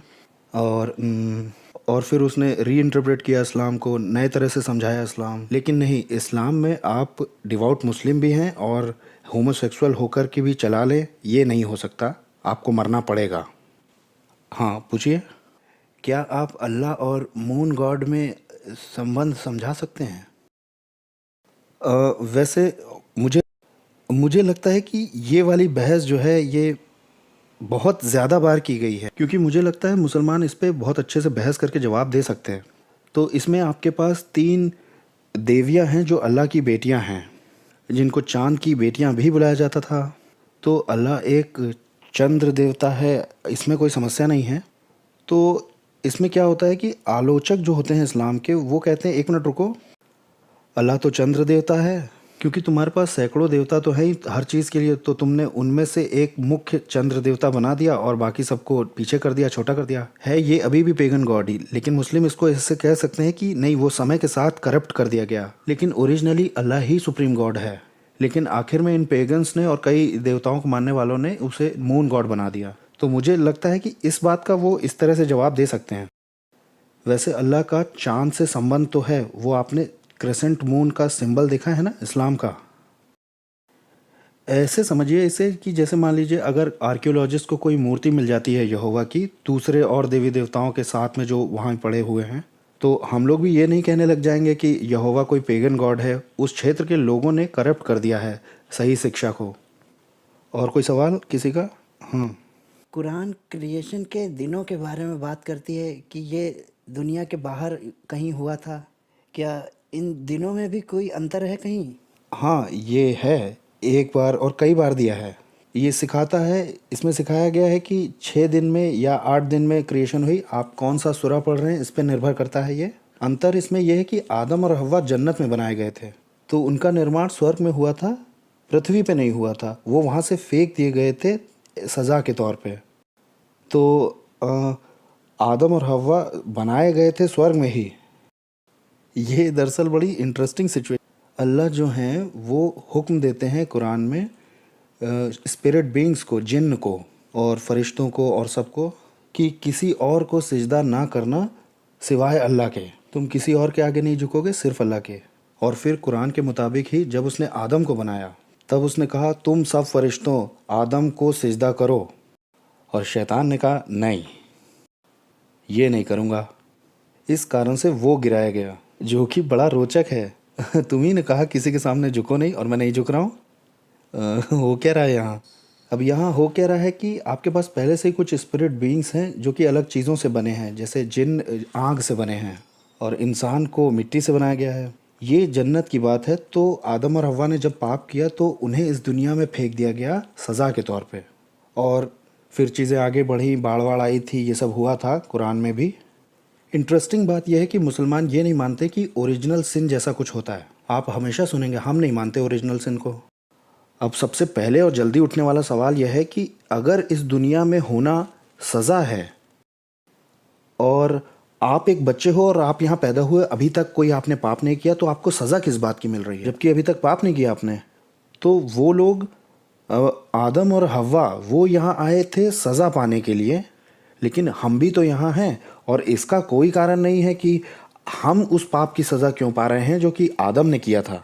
तो ये है बात। मोहम्मद ने इन बातों की तरफ सावधानी से ध्यान ही नहीं दिया था जब उसने ये बातें निकाली। हाँ आप पूछिए। सबसे पहले इट्स वंडरफुल जो आप कर रहे हैं, गहराई में ले जा रहे हैं, इस बात के लिए मैं दिल से शुक्रिया कहता हूँ। और दूसरा, इन बातों को आप डीवीडी में भी हम तक पहुँचाएँ। और तीसरी ये कि पुराने नियम में जब लड़ाइयों की बात दी है कनानियों के साथ कि उनका खात्मा कर देना उनके उस पेगनिज़्म के साथ, तो क्या ये बातें जब आप जिहाद वगैरह के बारे में डिस्कस करते हैं तो क्या मुस्लिम लोग उठाते हैं? तो आप कैसे जवाब देते हैं इनका? वेल हाँ, मुस्लिम्स इसे बार बार सामने लेके आते हैं, लेकिन इसमें इंटरेस्टिंग ये है कि कई मुसलमान इसे उठाते हैं कि पुराने नियम की निंदा की जाए। ऐसा खुदा का कलाम नहीं हो सकता जिसमें लोगों को जाके मारने की बात हो और ऐसी चीज़ें हों। और समस्या यह है कि उनकी किताब हमारी किताब, और ख़ासकर कि यहोशू की जंगों के बारे में कुरान बात करती है, वो जो उसने अविश्वासियों यानी कनानियों के खिलाफ लड़ी थी। तो ये दिया है कुरान में, इसलिए मुस्लिम उसका इनकार नहीं कर सकते। लेकिन मुसलमान इसका दूसरी तरह से इस्तेमाल करते हैं बचाव में, कि इस्लाम इतना हिंसक क्यों है और ये अनबिलीवर्स के साथ लड़ाई करने को क्यों कहता है। अब इसमें एक अंतर है, एक तरफ यहूदियों और क्रिश्चियंस को कर लीजिए और दूसरी तरफ अगर हम इस्लाम को कर लें। आपने ना तो पुराने नियम में ना नए नियम में किसी को कन्वर्ट करने के लिए जंग नहीं लड़ी और आप करते भी नहीं हैं। पुराने नियम में उनसे जो जंग हुई है वो उनके भयानक अनैतिक कामों के लिए हुई है। उनको मौका दिया गया रिपेंट का, उन्होंने किया नहीं रिपेंट, और अब परमेश्वर उनका न्याय कर रहा है। वो जज किए जा रहे हैं अपनी इमोरैलिटी के लिए। ये कभी भी ऐसा नहीं था कि जाओ और सारी दुनिया को कन्वर्ट करो जुडियाइज्म में, या लड़ो सारे संसार के लोगों को क्रिश्चियनिटी में लाने के लिए युद्ध कर दो। तो बेसिकली पुराने नियम में ये है कि ये ज़मीन मैं तुम्हें दे रहा हूँ और तुम अपनी ज़मीनों को बचाने के लिए जंग लड़ सकते हो। और क्रिश्चियनिटी में हम क्रिश्चियनिटी के लिए लड़ाई नहीं करते हैं कि जाओ बाहर और अनबिलीवर से लड़ाई करो जाकर, लेकिन इस्लाम में आपको सबसे लड़ना है, सबसे लड़ना है जो विश्वास नहीं करते, सारे अनबिलीवर्स। मोहम्मद ने कहा सही अल मुस्लिम में, सही अल बुखारी में, जो कि ये दो सबसे ज़्यादा भरोसेमंद टीचिंग्स हैं मोहम्मद के बारे में। अगर आपको इसका मतलब नहीं मालूम है, जो कुरान है वो खुदा की तरफ से आया हुआ रेवलेशन है, इससे मोहम्मद का कोई लेना देना नहीं। उसने तो बस इसे रिसीव किया था। ये अल्लाह का कलाम है, ये अल्लाह का कलाम इटर्नल है। हदीसों में है वो जो मोहम्मद ने सिखाया। मोहम्मद ने अधिकार के साथ था क्योंकि वो नबी था। हदीस में मोहम्मद ने कहा है कि मैंने अल्लाह से ये हुक्म पाया है कि लोगों से तब तक जंग करना जब तक वो ला इलाहा इल्लल्लाह ना कहें। तो उसने दुआ करवाई और ज़कात भरवाया। तो आपको लोगों से तब तक जंग करने का हुक्म मिला है जब तक वो मुसलमान ना बन जाए। यहाँ तक कि इब्न कथीर, जो कि ग्रेटेस्ट मुस्लिम स्कॉलर रहा है हर समय का, उसने सूरह 2:256 के लिए बहुत रोचक टिप्पणी की है। 2:56 कुरान का there is no compulsion in religion, ये आप बार बार सुनेंगे हर जगह, खासकर कि जब आप ये बात उठाते हैं कि इस्लाम सहन तो करता ही नहीं है। सूरह 2:256 के लिए इब्न कथीर ने कहा ये वाली हटा दी गई है उन बाद वालियों की वजह से जो लड़ने को कहती हैं। और जब वो इसका थोड़ा वर्णन कर चुकता है तब कहता है इसलिए दुनिया भर के सारे लोग इस्लाम के लिए बुलाए गए हैं, और अगर उनमें से कोई आने से इनकार करता है या जिजिया देने से मना करता है तो उनसे लड़ना है जब तक कि उन्हें मार न दिया जाए। हाँ, लेकिन बाइबल में आप ऐसी कोई भी बात नहीं पाते हैं। हाँ, आप पूछिए। जैसे कि अभी आपने बताया कि पाप का सिद्धांत है मुसलमानों में, तो इसको डिबेट में आप कैसे जो है इसका वर्णन करते हैं, या वो गुनाह के सिद्धांत को कैसे समझते हैं? मुसलमान बताएंगे आपको। ये उनके लिए थोड़ा घबराने वाला है कि हम ओरिजिनल सिन में नहीं मानते, हम ओरिजिनल इनोसेंस में मानते हैं। अब इसमें हर तरह की समस्या देखने को मिलती है। मुख्य तौर से हम सज़ा के तौर पर यहाँ हैं, और उनके हिसाब से जब हमने कोई पाप किया ही नहीं है तो सज़ा किस बात की मिल रही है हमको। इसके साथ और भी दिक्कतें जुड़ी हुई हैं, क्योंकि मोहम्मद ने सिखाया कि हव्वा की वजह से, हव्वा के आज्ञा उल्लंघन के कारण औरतें पाप करती हैं, औरतें बेवकूफ़ होती हैं और औरतों को मासिक धर्म आता है। ये सब औरतों के साथ इसलिए हुआ क्योंकि हव्वा कारण थी। तो आपके पास ये जो शिक्षाएं हैं, ये इस तरह से लगता है कि जैसे मोहम्मद ने चारों तरफ से चीज़ें तो उठा ली, लेकिन इसके पीछे की थियोलॉजी को कभी समझा नहीं। और इसमें एक दिक्कत और भी है कि ऊपरी तौर से मुसलमान ऐसा लगता है कि वो समझते हैं कि पाप बहुत भयानक चीज़ है। जैसे इसकी सज़ा क्या होगी, उसकी सज़ा क्या होगी, मौत की सज़ा, जान ले लो, हाथ काट दो, 100 कोड़े मार दो। गुनाह करने की बहुत ही कठोर सज़ाएं हैं, लेकिन आखिर में ये सोशल कंट्रोल ही दिखाई देता है बस, क्योंकि आखिर में ऐसा लगता नहीं है कि उन्हें समझ में आया कि गुनाह कितना भयानक होता है। क्रिश्चियनिटी और इस्लाम में मुख्य अंतर जो पाप के बारे में है वो ये है कि अल्लाह का जो न्याय है वो परफेक्ट नहीं है। अल्लाह आखिर में आपको माफ़ ही कर देंगे, आपके पापों का कोई बलिदान नहीं। और अब यहाँ पर मैं आपको एक और पॉइंट समझा दे रहा हूँ कि अल्लाह का जो प्यार है वो भी परफेक्ट नहीं है। कुरान के हिसाब से अल्लाह को अनबिलीवर से कोई मोहब्बत नहीं है, कोई मोहब्बत नहीं है अनबिलीवर से। सूरह 3:32, अल्लाह को अविश्वासियों से कोई प्यार नहीं। तो कुरान में अल्लाह को मोहब्बत नहीं अनबिलीवर से। और ये भी है कि जब आप आखिर में मर जाते हैं तो वो आपके पापों को यूं ही माफ़ कर देता है, जाओ मैंने माफ़ किया। तो इसका मतलब ये रहा कि आपके कुछ गुनाहों की सज़ा आपको नहीं मिली। तो इस्लाम में हर गुनाह की सज़ा नहीं दी गई, अल्लाह उन्हें बस दरी के नीचे कर देते हैं। ये क्रिश्चियनिटी से बहुत ही अलग है, जहाँ हर पाप की सज़ा दी जानी है आखिर में। हर आखिरी पापी के पापों की सज़ा या तो यीशु ने उठा ली या तो आप खुद उठाएंगे। हाँ, आप पूछिए। 9/11 के हमले के बाद से ये बात कुछ ज़्यादा ही देखने में आ रही है कि 72 हूरें मिलेंगी एक जिहादिस्ट को। इसके बारे में कुछ राय क्या है, मतलब क्या इसका प्रसिद्ध दृष्टिकोण क्या है? वेल ये जो नंबर 72 है ये कुरान में से नहीं आया है। आपको हूरे मिलने का वादा तो है उसमें। कुरान में मुसलमानों को ये वादा किया गया है कि उन्हें जन्नत में हूरें मिलेंगी।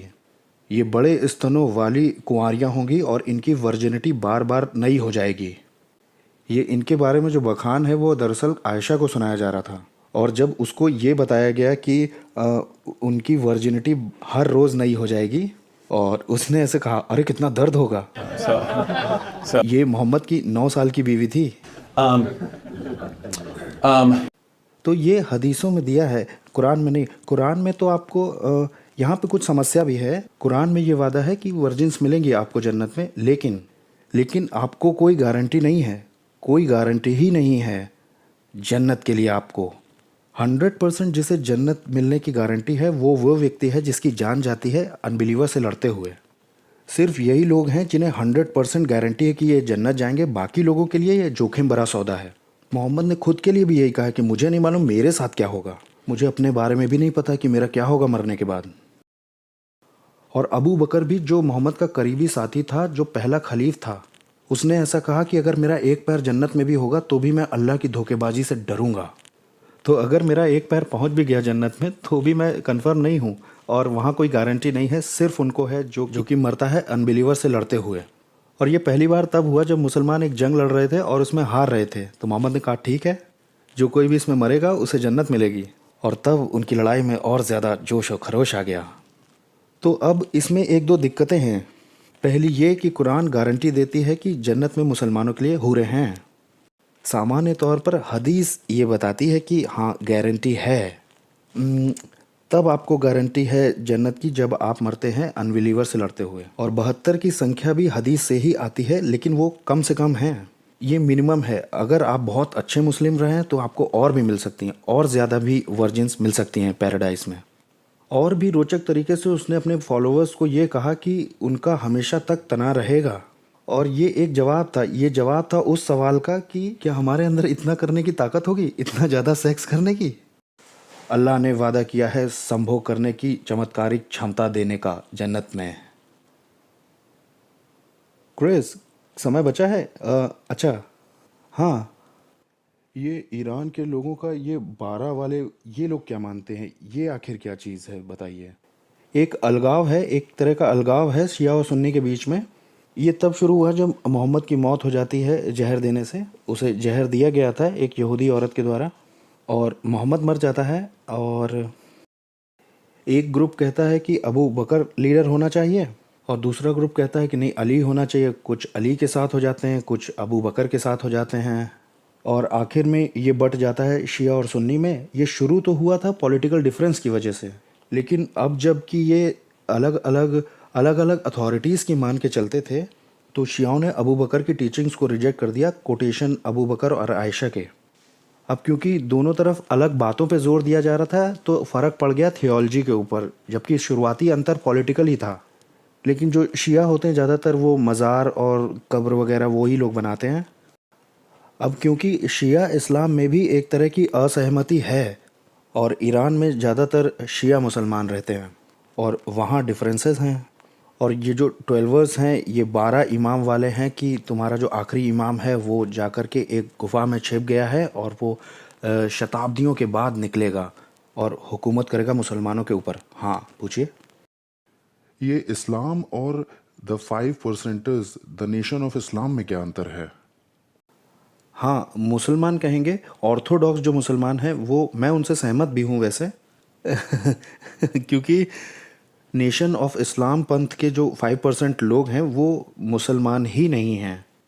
इस्लाम में आप अल्लाह का रीकारनेशन नहीं मान सकते हैं, और 5%er मानते हैं कि हम सब खुदा हैं। मतलब हम खुदा नहीं हैं, हम लोग नहीं, लेकिन वो लोग सब खुदा हैं। तो जो रूढ़िवादी मुसलमान हैं उनकी जगह से इन लोगों की टीचिंग के साथ इस्लाम की टीचिंग को किसी भी तरह से मिलाया नहीं जा सकता है। उसके लिए वो ये कहेंगे कि कुछ छुपी हुई किताबें हमें मिली हैं जो कि मोहम्मद ने लिखी हैं, इस बीच में वो छुपी रहीं, और इसमें कोई शक नहीं कि ये सच नहीं है। हाँ, आप पूछिए। मैंने इस तरह के कई बड़े लोगों के आर्टिकल पढ़े हैं जिसमें मोहम्मद जैसा कि वो इस्माइल के वंश से था, और उसने बाइबल और कुरान को कोट करके ऐसा दिखा दिया कि अल्लाह और जिस खुदा की इबादत जूस और क्रिश्चियन करते हैं वो एक ही खुदा है। इसका कोई छोटा सा जवाब बताइए, क्योंकि थियोलॉजिकल क्वेश्चन है तो इसका आंसर तो बड़ा होगा। देखिए, अगर कोई मुसलमान कहता है कि हे हम एक ही खुदा की इबादत करते हैं, तो मैं कहता हूँ इसका क्या मतलब है? कि हम दोनों ही मानते हैं कि किसी एक ने ही संसार को बनाया है, कोई एक इतना पावरफुल है? हाँ, ओके, मैं भी ऐसा ही मानता हूँ। लेकिन आखिर में मुख्य अंतर जो होगा कुरान के हिसाब से कि अल्लाह किसी का पिता नहीं हो सकता। सबसे ऊंचा रिश्ता जो आप अल्लाह के साथ बना सकते हैं वो है गुलाम और मालिक का। वो किसी का भी पिता नहीं है। तो क्रिश्चियनिटी में परमेश्वर हमारा पिता है और इस्लाम में खुदा के साथ आप ऐसा कोई भी रिश्ता नहीं बना सकते। तो पहला तो यही है। बाकी हम मानते हैं कि परमेश्वर त्रिएक है, परमेश्वर त्रिएक है। और इस्लाम में वो ऐसा नहीं है और हम उसके पैदा होने को मानते हैं। तो ये कुछ मुख्य अंतर हैं। और ये भी बात है कि अल्लाह पूरी तरह से मनमाना एक तरफ़ा है। मेरा मतलब इसीलिए मोहम्मद ने कहा कि मेरे साथ क्या होगा मुझे नहीं पता। मेरा मतलब मैं कल्पना नहीं कर सकता कि यीशु और अपोस्टल कह दें कि हमें नहीं मालूम क्या होगा मरने के बाद, हम तो डरे हुए हैं। तो आपके पास ये वाली बात है और ये वाली बात भी है कि अल्लाह का किसी से कोई प्रेम नहीं है जब तक कि आप अच्छे मुसलमान ना हो। जबकि मसीह हमारे लिए तब मरा जब हम पापी ही हुआ करते थे। और कोई है? हाँ, मेरा सवाल ये है कि बहुत से लोग ये विश्वास करते हैं कि इमाम मेहदी ही एंटीक्राइस्ट होगा।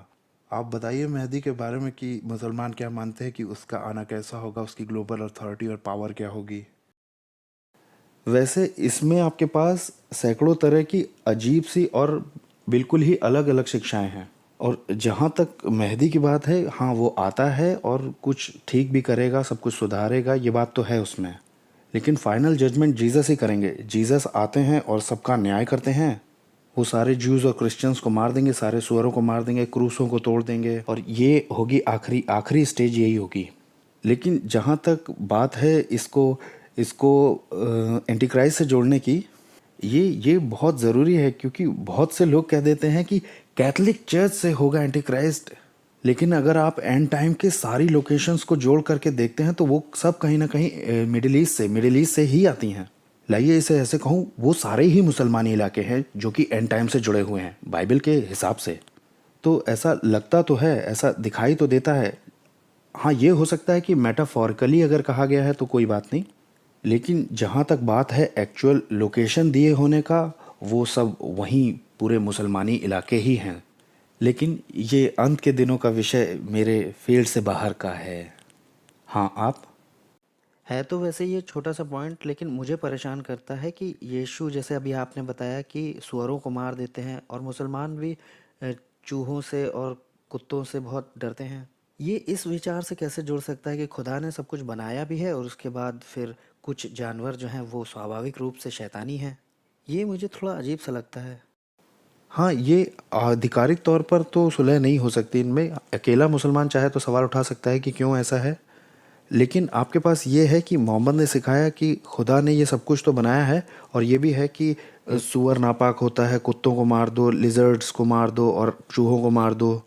कुछ सोर्सेस कहते हैं कि सारे कुत्तों को मार दो और कुछ मुसलमान ये वाली हदीत मानते हैं और कुछ मुसलमान मानते हैं कि ये सिर्फ काले कुत्तों की बात है।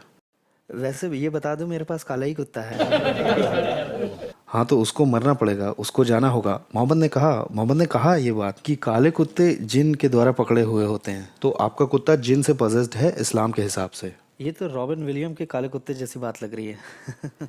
एक अलग से बात कह रहा हूँ, इसने मुझे हमेशा परेशान किया है। मेरे कुत्ते ने मेरी दादी माँ की जान बचाई थी एक बार।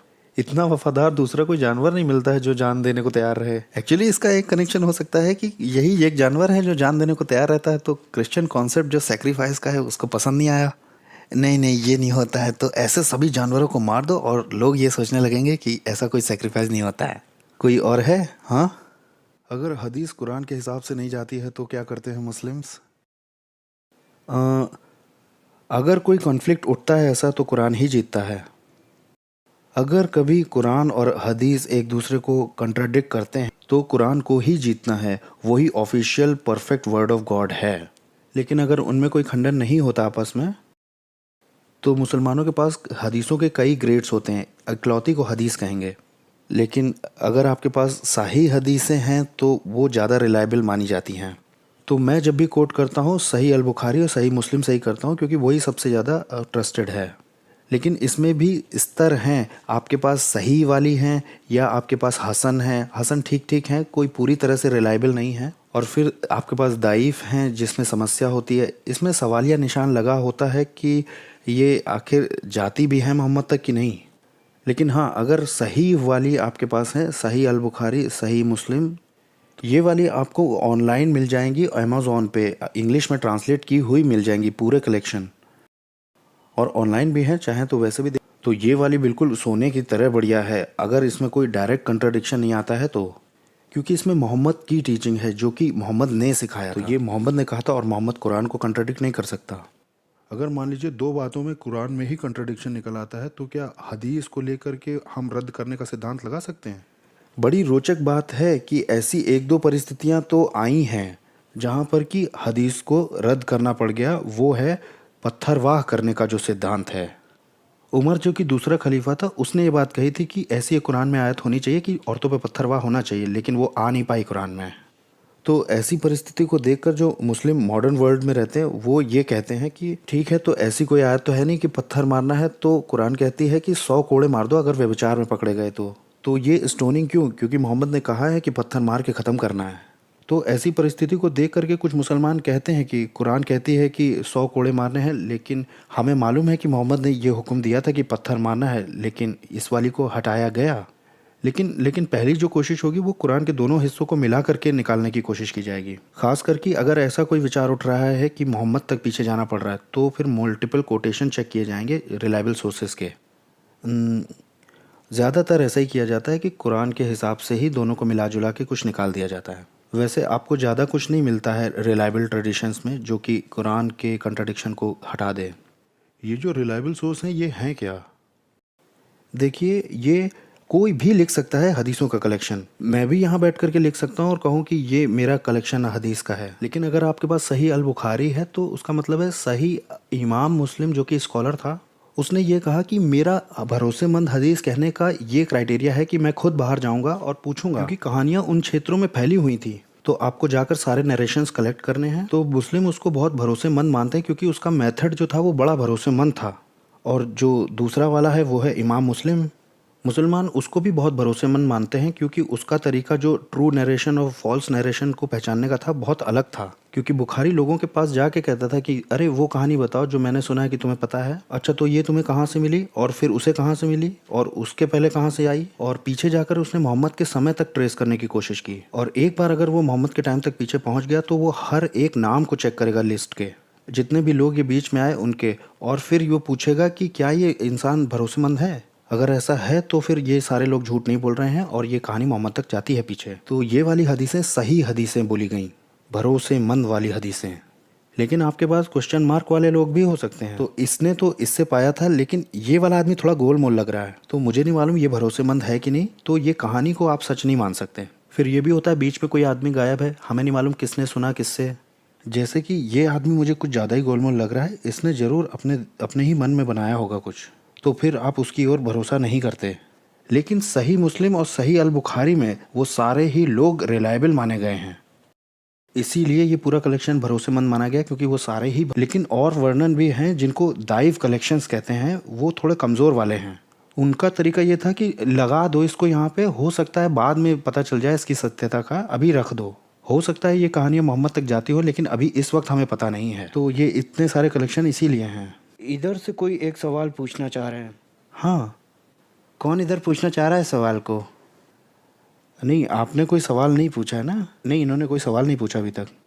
जैसे आपने ये रद्द करने वाला, हटाने वाला सिद्धांत इनका बताया है, वैसे मुसलमान क्या इस तरह से ओल्ड टेस्टामेंट और न्यू टेस्टामेंट में भी बताते हैं, ओल्ड कवनेंट, नई कवनेंट? अगर इस तरह की बात डिबेट में उठाई जाती है तो आप कैसे इसको एक्सप्लेन करते हैं कि आपके पास भी तो सेम चीज़ ही है हमारी तरह? बहुत ही बड़ा अंतर है। क्रिश्चियनिटी में आपके पास कवनेंट्स हैं, परमेश्वर ने आदम के साथ वाचा बांधी, नूह के साथ वाचा बांधी, अब्राहम के साथ वाचा बांधी, मूसा के साथ भी वाचा बांधी है, और बाद में परमेश्वर ने जो है यीशु के लहू में हमारे साथ भी वाचा बांधी है। तो बाइबल में अलग अलग कवनेंट्स दी है, और ये बाइबल के हिसाब से बहुत ही अलग है। एक दिन मोहम्मद कुछ कहता है, कुरान में है, कुरान में दिया है कि जो सज़ा है सेक्सुअल सिन की, वो पूरी ज़िंदगी के लिए हाउस अरेस्ट कर दो उसे। और ये भी है कुरान में कि सज़ा के तौर पर सेक्सुअल सिन की आप 100 कोड़े मार दीजिए। एक मिनट रुको, ये आयत कहती है सज़ा के तौर पर हाउस अरेस्ट रहना है ज़िंदगी भर, ये आयत कहती है कि 100 कोड़े मार दो, और हदीस कहती है कि स्टोनिंग करना। यहाँ ये क्या चल रहा है, ये क्या चल रहा है? तो हमारी क्रिश्चियनिटी में यहाँ देखिए दो पहला ये कि ये बहुत ही बड़े पैमाने पर दिया है कि ये एक कवनेंट आ गई और फिर 1000 साल बीत जाते हैं और फिर दूसरी कवनेंट आई। और दूसरी ये कि नई वाचा की प्रतिज्ञा आपको पुराने नियम में ही कर दी गई है लेखों में। यहाँ तक कि ओल्ड टेस्टमेंट भी यही कहता है कि ये असली नहीं है, असली वाली आएगी, फाइनल वाली अभी आने वाली है। लेकिन यहाँ इस्लाम में मोहम्मद को एक दिन एक रेवलेशन मिलता है और कई बार तो 2-4 मिनट के बाद ही दूसरा रेवलेशन मिल जाता है। मोहम्मद को एक प्रकाशन मिला, फिर उसके थोड़ी देर बाद दूसरा मिल गया। एक्चुअली लोगों ने मोहम्मद का मजाक बनाना शुरू कर दिया कि नहीं तुम ये सब बना बना के बता रहे हो। तो मैं ये पुराने नियम में ही दिखा दूंगा कि नई वाचा की प्रतिज्ञा वहाँ देखो कर दी गई थी। और यहाँ इस्लाम में ये आपके पास विरोधाभास टीचिंग क्यों है, जिसमें कि एक कहती है कि दूसरे वाले को हटा दिया जाए, क्योंकि ये मेरा फाइनल आइडिया होगा इस पॉइंट पे। कुरान ये भी कहता है कि अल्लाह की तरफ से अगर ये ना होती तो लोगों को इसमें कंट्राडिक्शन मिलता, गलती मिलती।